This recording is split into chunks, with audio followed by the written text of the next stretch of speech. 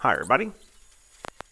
All right, it's been a while, so here's an update video for you since the last time you saw. Last time you left, we'd completed the initial flight and had a few small squawks.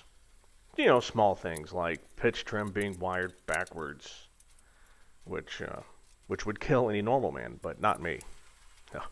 I'm immune to my own stupidity. Well, at least so far.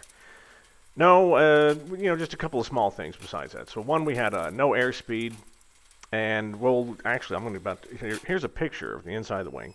So basically, what happened was I have the Garmin GAP26 pitot tube, which has pitot and angle of attack tube tied into it, so that you don't need a weather vane or any kind of stall horn, and which I will be calculating during the test flying. Anyway, had them switched. And it's one of those things that you would only be able to tell because getting the airspeed through the angle of attack tube only happens at slow speeds, and it's definitely much more choppy than it is using the regular pitot tube.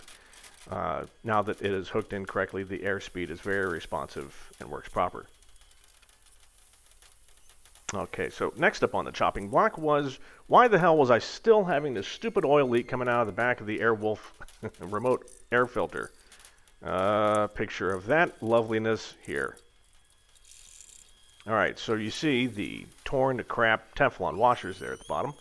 And there's the connectors that go out of the back of the Airwolf, which I had described before because, right, they're both AN fittings. And so what you use a collar and those Teflon washers. And the Teflon washer then holds in an O-ring. The O-ring you can see above it. Well, guess what wasn't installed? The O-ring.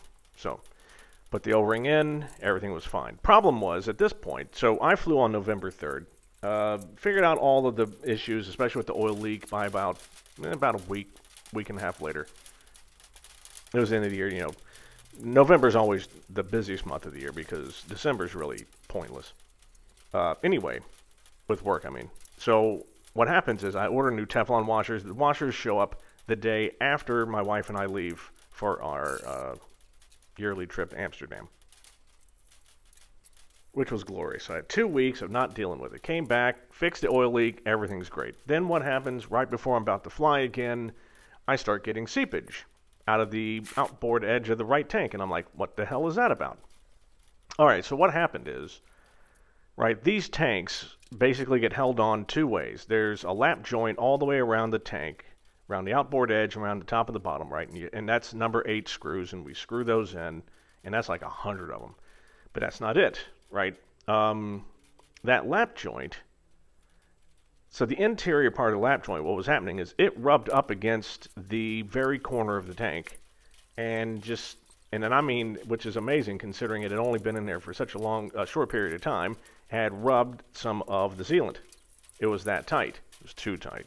So took the tank off, sealed up the corner, or I should say removed the sealant in the corner where it had been chafed, cleaned it up, resealed it, and that's why you saw the tank vertical at the beginning of the film there.